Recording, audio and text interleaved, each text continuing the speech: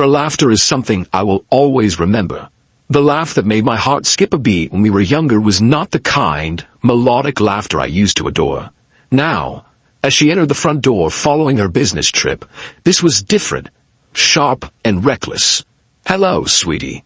Sarah spoke in a light, airy voice, as though she had been somewhere else than God knows, like a conference. Her laughter still reverberated as she kicked off her heels and threw her purse onto the chair near the door. But then she noticed it. The framed picture. Her laughter ceased on the dining room table, as if someone had pressed a switch. Her smile wavered, and her face lost its color. She stood there for a moment. I was frozen, staring at the picture of her and me on our wedding day. Her in that beautiful lace dress, me in my clean navy suit, and we both looked like we had won the lottery. However, I had added a small element to the picture. The words "I know" were written in bold red letters across the glass. Her eyes were wide with dread as she turned to face me. "What is this, jackass?" He leaned with his arms folded against the kitchen counter. "Sarah, why don't you tell me?" She opened her mouth, but nothing came out. She was trying to figure out how much I knew, what I knew, and how I found out, and I could see her mind spinning. Her voice trembled.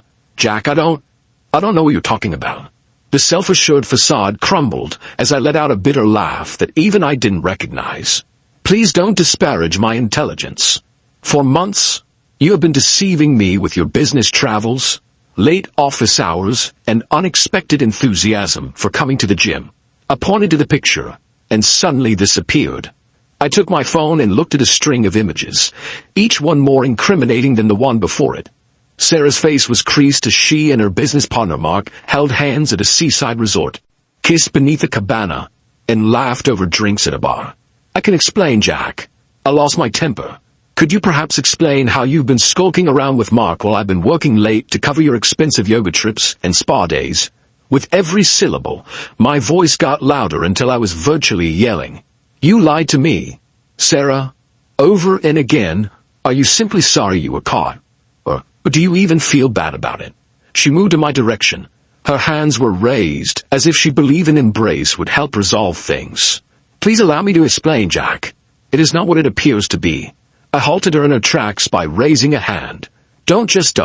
For the last 2 months, I've gathered all the information I could discover. Are you curious as to why?" Her lips quivered. She didn't respond because I wanted to be certain that I wasn't imagining things or going mad. Things now that I'm certain I've made some choices, even though she was crying. I didn't feel sorry for her because of what she had done. I started by saying, "I've already filed for divorce," in a cool, collected tone. "My lawyer is holding the documents.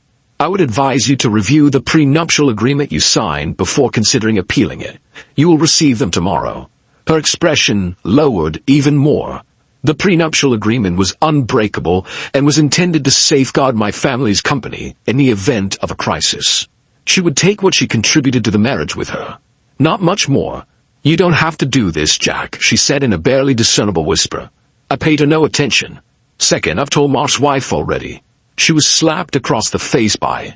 She opened and closed her mouth, but nothing came out. I smiled bitterly and added, "Oh, don't worry." She was really sympathetic. She even shared some of her own pictures with me. "Did you honestly believe that everyone else was sneaking around?" She started crying, but I continued. "Oh no." Finally, I pulled a folder out of the drawer and stated, "I've put all of this together." I threw the folder with all of the text, images, and receipts to NIS onto the table. "This will go directly to your company's human resources department if you attempt to argue with me over this divorce.